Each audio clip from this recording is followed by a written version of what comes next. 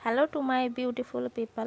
আজকেও চলে আসলাম এক নতুন ভিডিও নিয়ে টিপস অ্যান্ড ট্রিক্সের সাথে, যেগুলো আপনাদের খুবই পছন্দ হবে আশা করছি।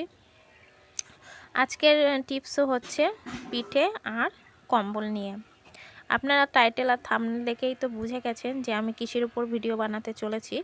আগেকার দিনে প্রত্যেক ঘরে ঘরে কাঁথা বা লেপ ব্যবহার করা হতো, কিন্তু বর্তমানে সবাই কম্বল বা ব্ল্যাঙ্কেট ব্যবহার করছে।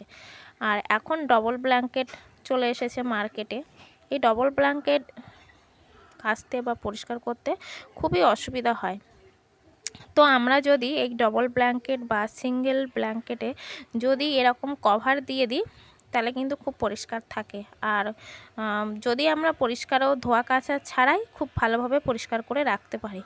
এটা কিন্তু ধোয়া কাচা লাগবে না। আর উপরের যে কভারটা, সেই কভারটা আমরা খুলে নিয়ে কেচে পরিষ্কার করে দিতে পারি, তাহলে কিন্তু নতুনের মতো থাকবে। তো দেখতে পাচ্ছেন এই ব্ল্যাঙ্কেটটা খুবই বড়, আমাদের যে ব্ল্যাঙ্কেটটা আছে। আর ব্ল্যাঙ্কেটের একটা কাপড়ে হয়নি, আমার দুখানা কাপড় লেগেছে। দুটো পাটে, সামনের পাট আর পেছনের দিকে পাটে দিতে দুটো কাপড় দিয়েছি। যে কম্বলটায় কভার দেওয়া আছে, সে কম্বলটা দেখতেই পাচ্ছেন কত সুন্দর নতুন, একদম গ্লেজি। আর আর আমার ডান হাতে যে কালো রঙের ব্ল্যাঙ্কেটটা দেখতে পাচ্ছেন কম্বলটা, সেটা কিন্তু একটু একটু খারাপ হয়ে গেছে আর কিরকম খসখসে ভাব হয়ে গেছে। আর যেটা কভারের মধ্যে ছিল সেই কম্বলটা দেখুন একদম গ্লেজি, আর এরকমই নতুনই থাকবে। কভার দিলে ধুলো ময়লা কভারেই আটকে যাবে, ওই ধুলো ময়লাটা কিন্তু আর কম্বলে আটকাবে না। যখন আমরা কম্বলটা তুলে রাখবো, শীত চলে যাবে, সেই সময় আবার এরকম কভার পরিয়ে কভারটা কেচে পরিষ্কার করে আবার তুলে রেখে দেব। তো আমি এরকমভাবে কম্বলটা 4 থেকে 5 বছর ব্যবহার করে আসছি। কম্বলটা কিন্তু নতুন থাকে, একটু ধুলো ময়লা জমে না। আর মাঝে মাঝে একটু রৌদ্র দিলে কিন্তু ভালো থাকবে। আর কম্বলগুলো আপনারা যদি এই কভারগুলো মার্কেটেও কিনতে পাওয়া যায়। আবার মার্কেট থেকে না কিনতে চাইলে আমি বাড়িতে যে শাড়ি পরি, সেই শাড়িটা কিছুদিন ব্যবহার করার পরে কম্বলের মাপ নিয়ে এরকম করে কভার বানিয়ে দিয়েছি। আর এটা কিন্তু খুব ভালো থাকে, অনেক দিন বহু দিন ধরে ভালোভাবে রাখাও যায়। তো কম্বল পরিষ্কার রাখার টিপসটা আপনাদের কেমন লাগলো অবশ্যই কমেন্টে জানাবেন। আর আমার চ্যানেলে নতুন হলে সাবস্ক্রাইব করে পাশে নোটিফিকেশান বেলটা বাজিয়ে নেবেন, পরবর্তী ভিডিও নোটিফিকেশন সবার আগে দেখার জন্য। তো দেখুন আমি এক পিঠে অন্য রকম কাপড় দিয়েছি, আর এক পিঠে আর একটা কাপড় দিয়েছি। আর আগেই বলেছি আমি কম্বলটা খুব বড়, আর একটা শাড়িতে হচ্ছিল না বলে দুটো শাড়ি দিয়ে কভার এরকমভাবে কম্বলটা ঢেকে দিয়েছি। এতে করে সারা বছর কম্বলটা ব্যবহার করলেও কিন্তু ধুলো বালি কম্বলের গায়ে লাগতে পারবে না। পরবর্তী টিপস হলো কম্বল ফোল্ড করা নিয়ে। আমরা যখন ঠান্ডা চলে যায় আর কম্বলটা যখন আমরা তুলে রাখি, ব্ল্যাঙ্কেট হোক কম্বল হোক, তো সেই সময় ভাঁজ করে রাখি না, ভাঁজটা খুলে যায়, অসুবিধা হয়, অনেক জায়গা নিয়ে নেয়। এত বড় কম্বল দেখতে পাচ্ছেন কত কম জায়গার মধ্যে আমি ভাঁজ করে রেখে দিয়েছি। তো এই রকম ফোল্ড করতে গেলে আমার বলার সাথে সাথে আপনারা কিন্তু পুরো ভিডিওটা ওয়াচ করবেন। এই যে বড় ব্ল্যাঙ্কেটটা দেখতে পাচ্ছেন, এই ব্ল্যাঙ্কেটটা এরকম ফোল্ড করে নিয়েছি, 4 ভাঁজে ভাঁজ করে নিয়েছি।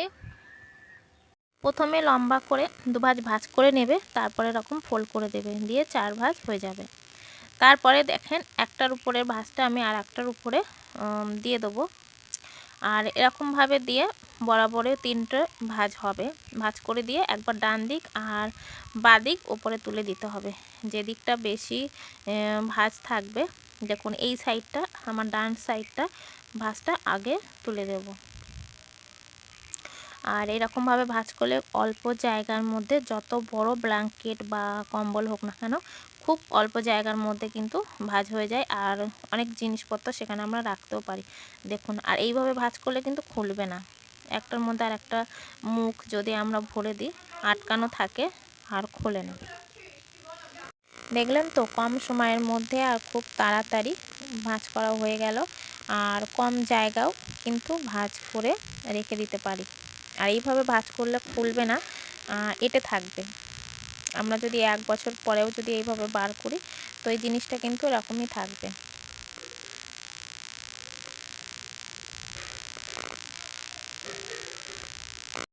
এবার চলে যাব পরের টিপসে।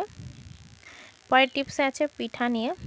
শীতের সময় পিঠা খেতে সবারই পছন্দের পিঠা, আর আজকে আমি বানাতে চলেছি পাটিসাপটা। প্রথমে 1 লিটার দুধ নিয়েছি। দুধটা ঘন জাল করে নিয়ে হাফ লিটার বানিয়ে নিতে হবে। তারপরে আমি এখানে হাফ কাপের একটু কম পাউডার দুধ দিলাম। দেওয়ার পরে ভালো করে মিশিয়ে নিয়ে দেব 1 চামচ চালের গুঁড়া। দেখতে পেলে পরিমাণটা কীরকম আমি দিয়েছি। তার পরে দেব নারকেল আর গুড় দিয়ে মাখানো, দিয়ে ভালোভাবে সব উপকরণগুলো মিশিয়ে ঘন ক্ষীর বানিয়ে নিতে হবে। আর এর পরিবর্তে নারকেলের পরিবর্তে আপনারা শুধু দুধ জাল দিয়েও দুধের ক্ষীর বানিয়ে নিতে পারেন। সেটাও কিন্তু পাটিসাপটা বানাতে খুব ভালো লাগবে খেতে। তো দুধের যে ক্ষীরটা হবে, ক্ষীরটা এরকম বানিয়ে নিতে হবে। নিয়ে ওদিকে ঠান্ডা করতে রেখে দিয়েছি। আর আমি যে ব্যাটারটা বানিয়ে রেখেছি, আপনার যে স্কিনটা উঠেছে সেই স্কিনটা শর্ট মেরে নিতে পারেন।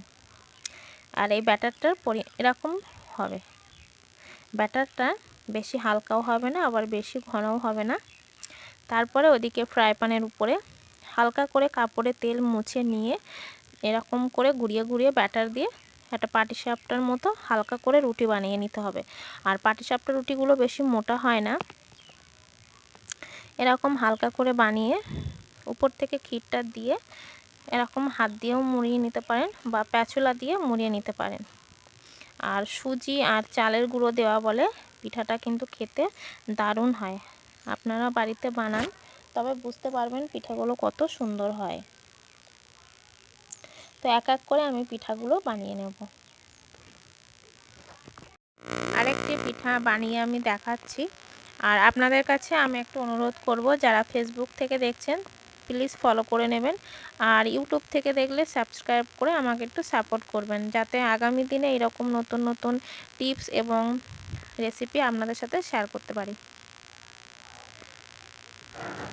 পিঠাগুলো সব বানানো হয়ে গেছে। এবার গরম গরম পরিবেশন করব। আপনাদের সাথে দেখা হবে নেক্সট কোনো টিপস ভিডিও নিয়ে। সবাই ভালো থাকবে এবং সুস্থ থাকবেন।